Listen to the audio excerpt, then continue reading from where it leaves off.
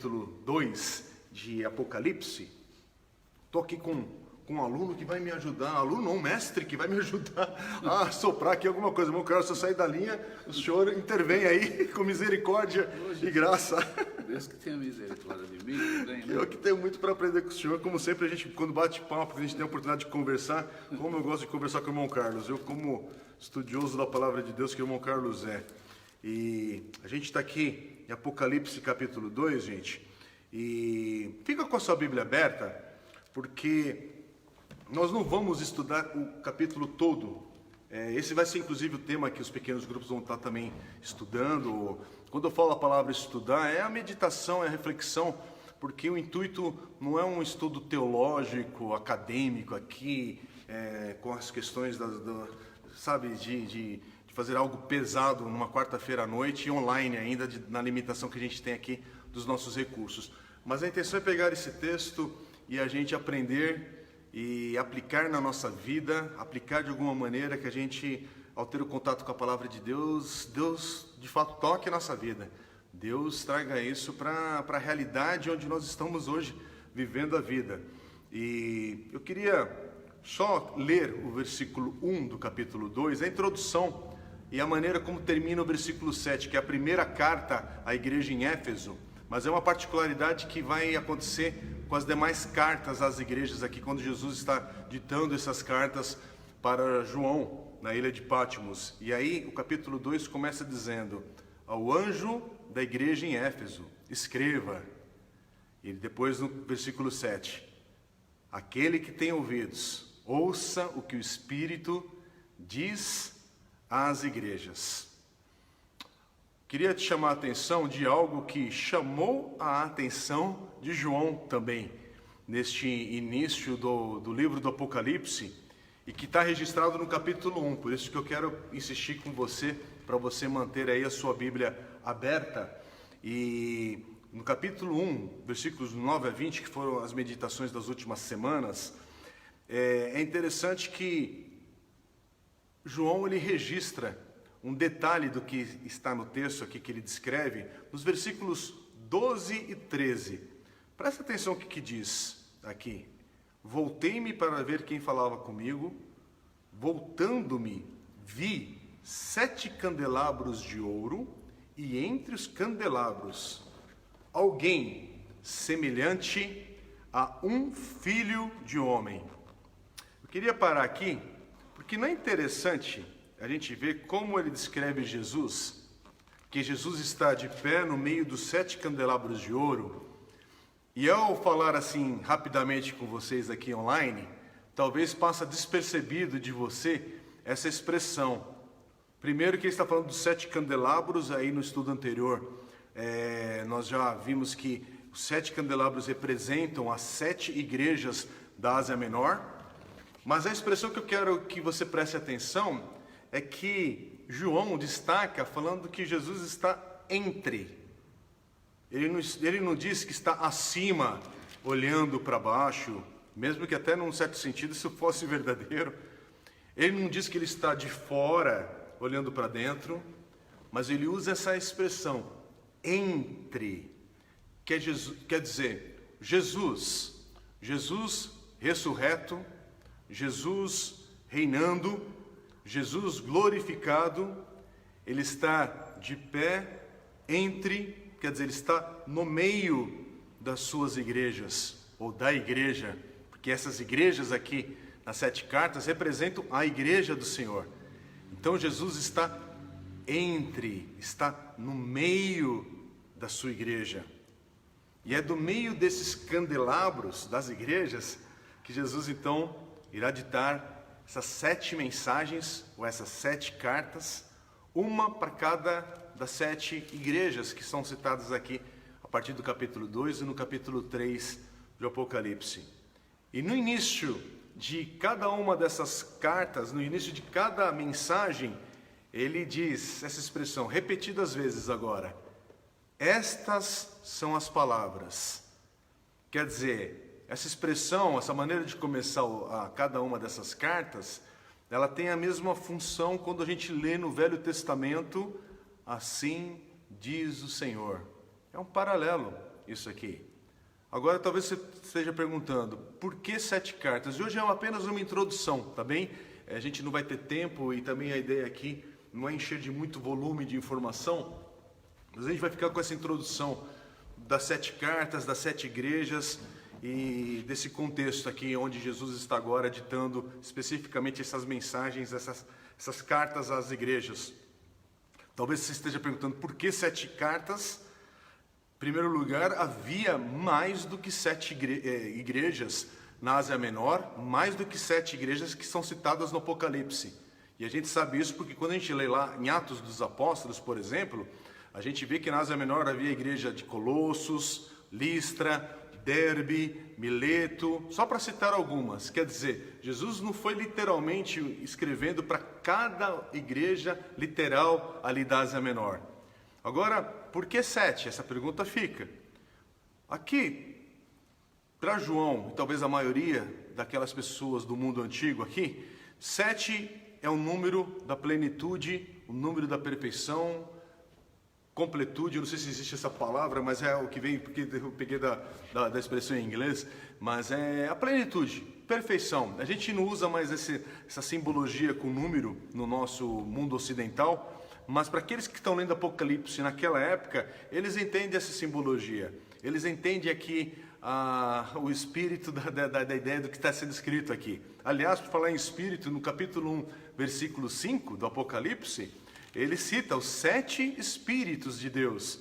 Quer dizer, é o modo de João dizer sobre a presença e a obra completa, plena do Espírito Santo. Quer dizer, 7 igrejas agora é o modo de dizer também a igreja completa, plena. Quer dizer, ao se dirigir a essas 7 igrejas em particular, é como se Jesus também estivesse se dirigindo a todas as demais igrejas. Quer dizer, o que a gente vê aqui, e vamos ver nas próximas semanas, é como se todas as questões, as grandes questões que a igreja tem enfrentado, tem vivido, tem lutado em cada época, em cada século, em cada ambiente cultural, está aqui representado nessas 7 igrejas da Ásia. Quer dizer, essas 7 igrejas é para nós hoje prestarmos atenção. É para a gente aprender através dessas cartas e do modelo que elas passam aqui para nós, aprendermos a discernir o nosso tempo de hoje como igreja do Senhor. Quer dizer, essas 7 igrejas, primeiro, não é um conto de ficção. Essas 7 igrejas citadas no Apocalipse são reais, são congregações históricas que existiram de fato. E o que é interessante é você perceber a maneira como elas são faladas aqui, essa expressão para anjos. Capítulo 2, versículo 1, presta atenção na sua Bíblia. Diz assim, ao anjo da igreja em Éfeso. Depois no versículo 8, capítulo 2, ao anjo da igreja em Esmirna. Depois no versículo 12, capítulo 2 ainda, ao anjo da igreja em Pérgamo. Depois no versículo 18, ao anjo da igreja em Tiatira. Depois no início do capítulo 3, versículo 1, ao anjo da igreja em Sardes. Presta atenção. Versículo 7, capítulo 3, ao anjo da igreja em Filadélfia. E o versículo 14 do capítulo 3, a última carta, ao anjo da igreja em Laodiceia. E aí, o que quer dizer isso? Eu já vi muita gente falando de mim, que eu sou o anjo da igreja, né? E será que eu sou mesmo? Porque quando alguém olha para mim, eu já fico arrepiado de falar, Senhor, tem misericórdia. Que expressão é essa, né? Eu, pelo menos, sou daqueles que gostam de ouvir, o anjo da igreja, não gosto dessa expressão para o meu lado, não. Mas o que a gente faz com isso? Olha, alguns teólogos, estudiosos da palavra de Deus, eles dizem que a gente tem pelo menos 3 maneiras de lidar com esse texto. Tomamos a palavra anjo para se referir a anjos de verdade.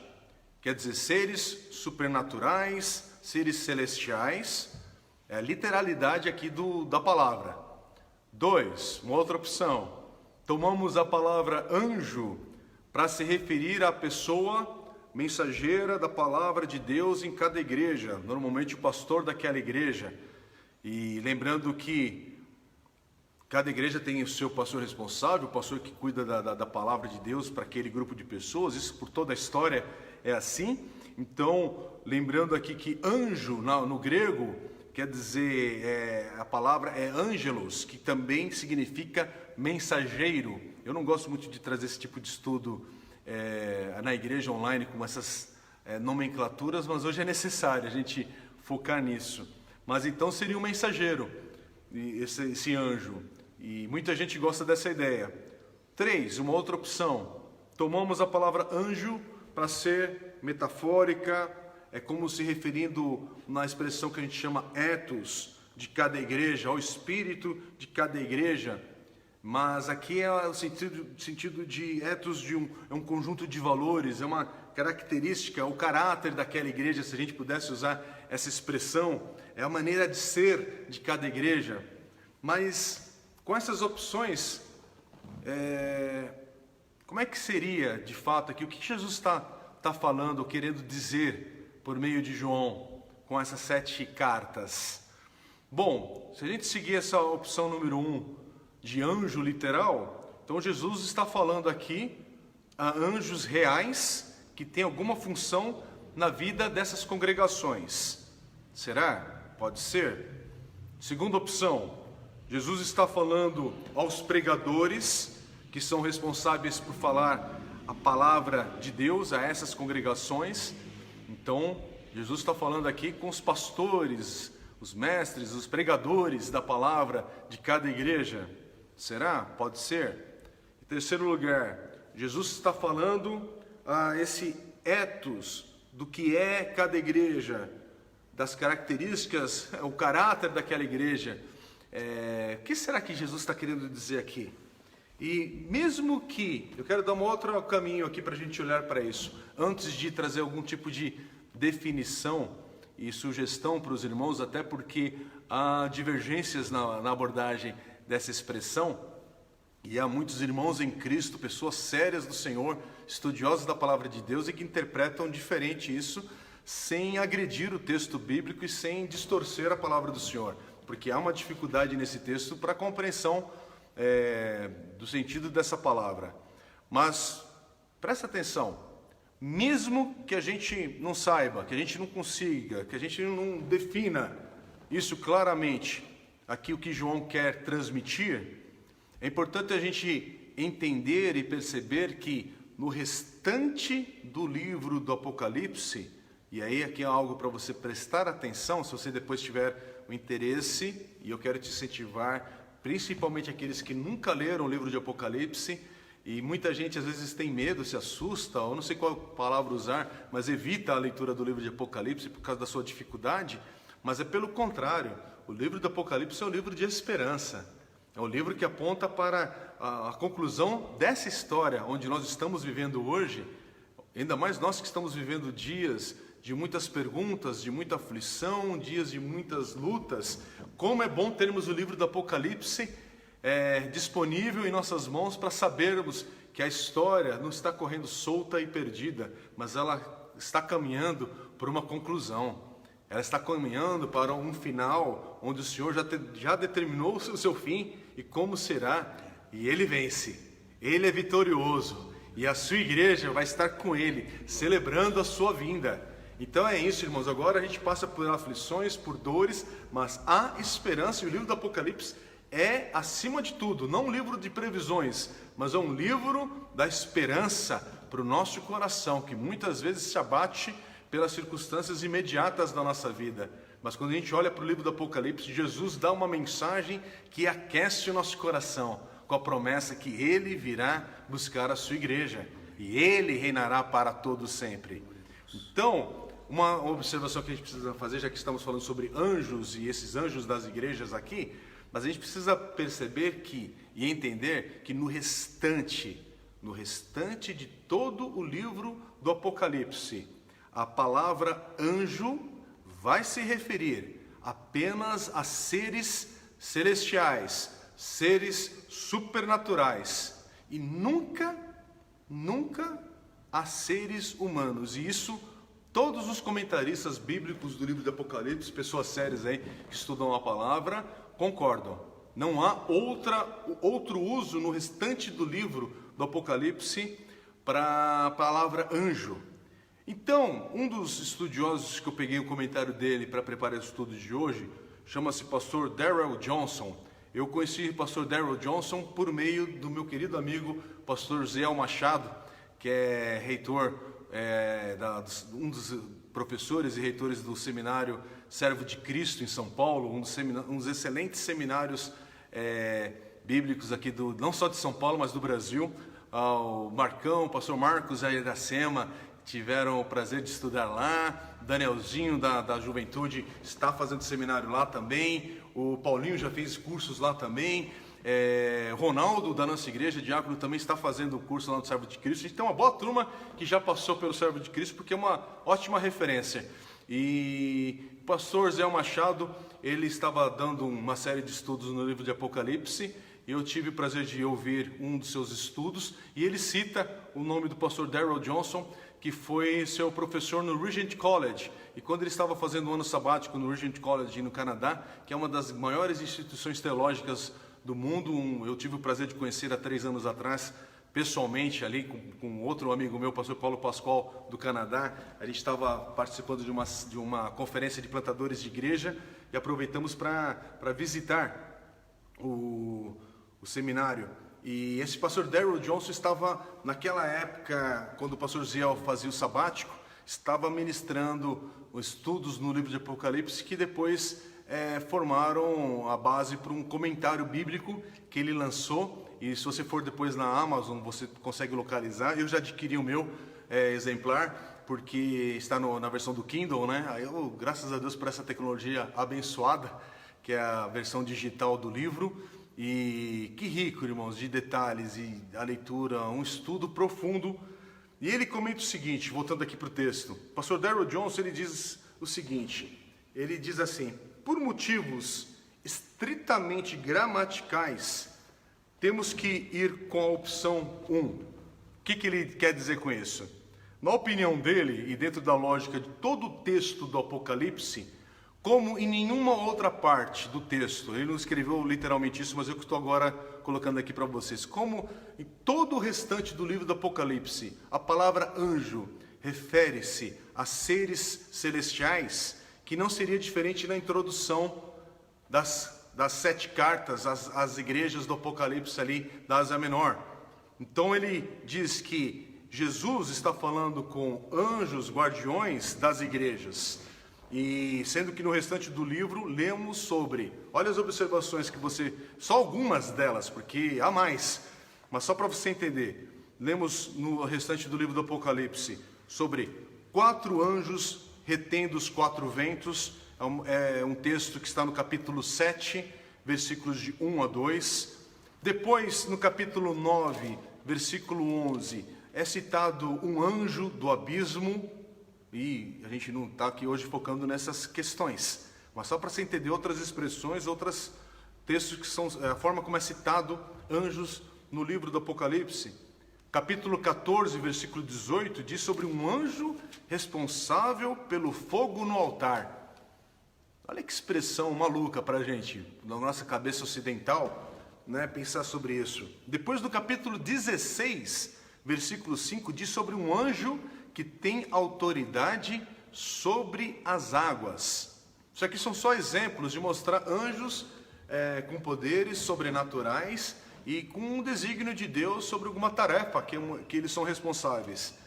Então, voltando para o texto agora do capítulos 2 e 3, que a gente vai ter essa particularidade, falando sobre o anjo da igreja em tal lugar, o que parece que João está dizendo é que os anjos atuam sobre as igrejas, assim como um anjo também atua sobre as fontes de água fresca, ou sobre o fogo, ou sobre a esfera da morte, da destruição, como nós lemos no Apocalipse no restante do livro. Outras maneiras que os anjos atuavam.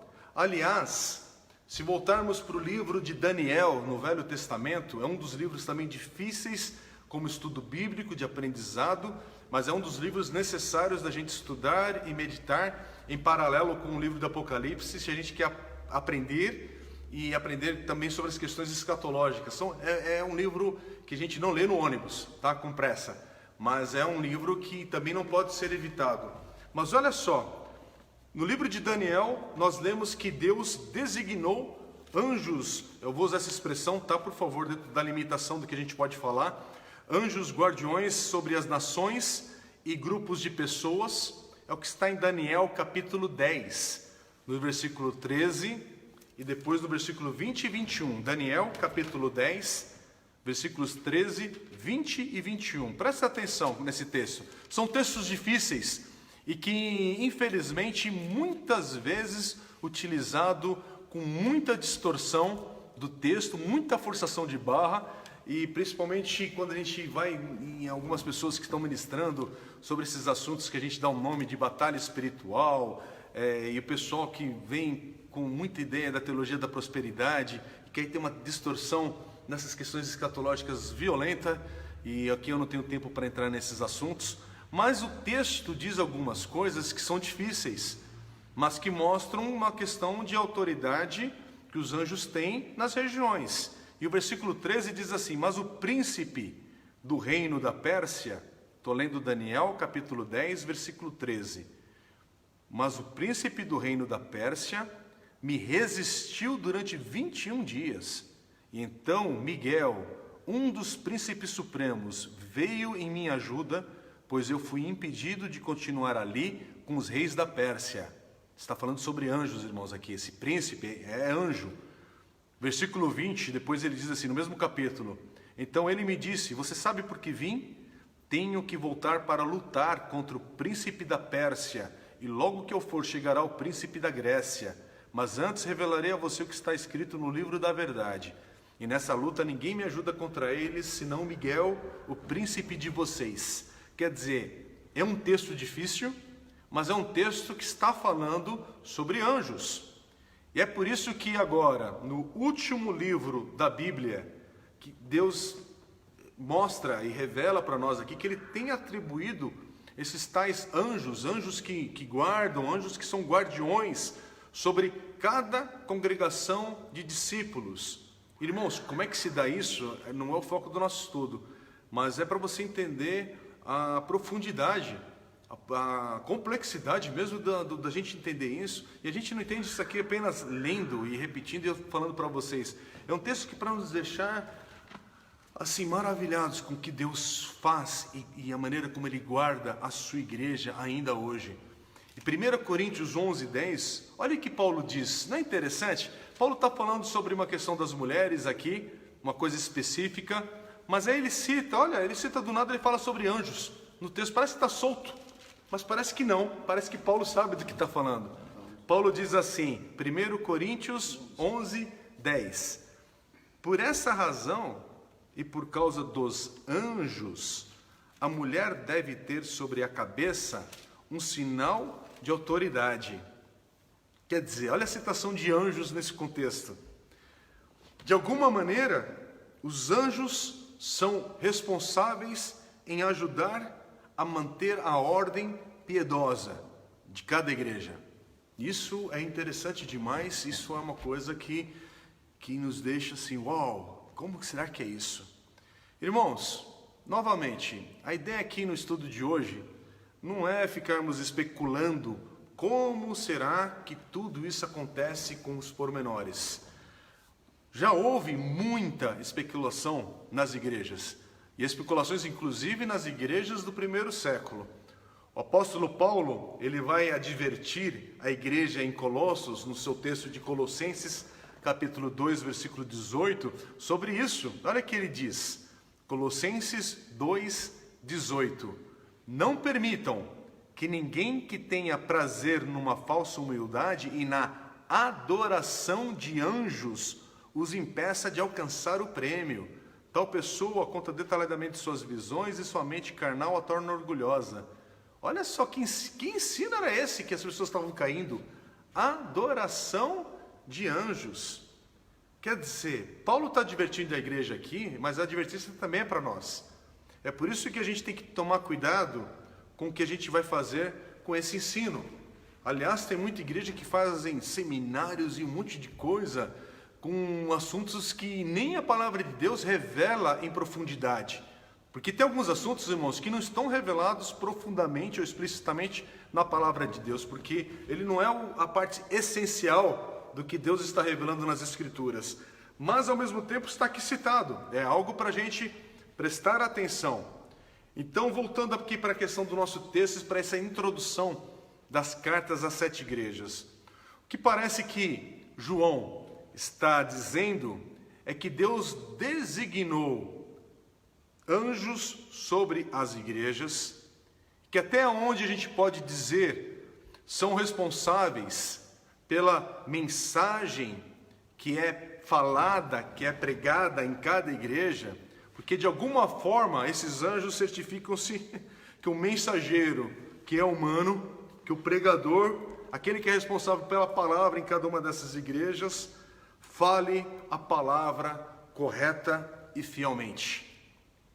Essa é a maneira como os anjos guardam a igreja do Senhor, que a palavra pregada em cada igreja seja correta, seja pregada com fidelidade.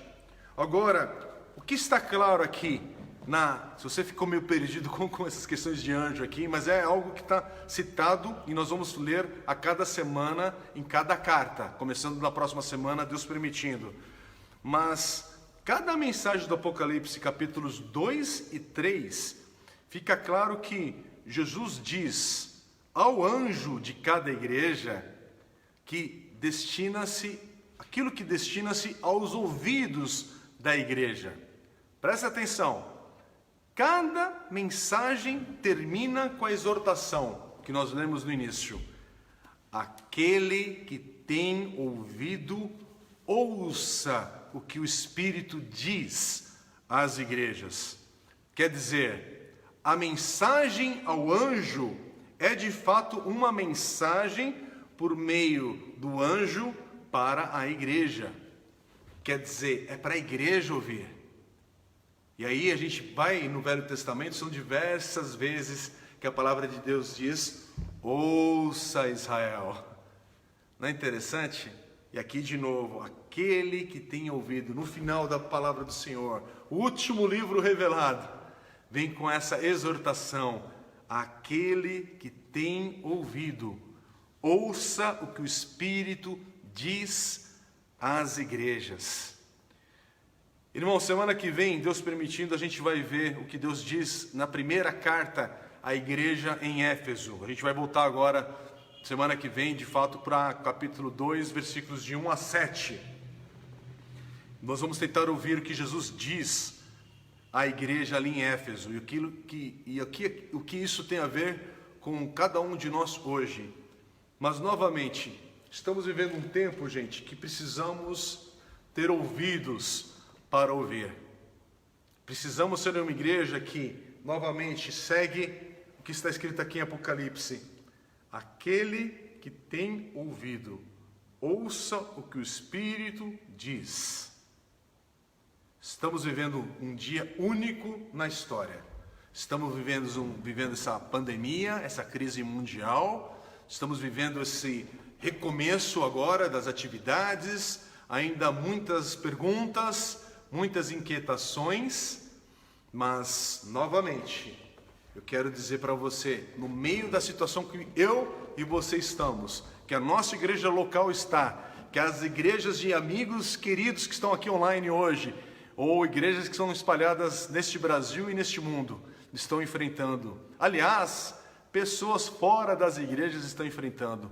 Mas aqui é uma palavra que o povo de Deus é que escuta e que tem que responder: aquele que tem ouvido, ouça o que o Espírito diz.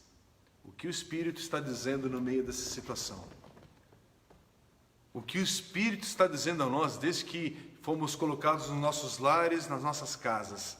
O que o Espírito diz desde que fomos colocados de joelhos? Se você não entendeu isso ainda, desde que começou essa situação com essa pandemia, com essa crise de saúde, a crise econômica que está aí todos enfrentando agora, Crise política, crise disso, crise, ou algumas pseudo-soluções que virão. Ou tudo está sendo preparado para que este livro, de fato, chegue ao seu final, ou como é que você vai discernir esse tempo?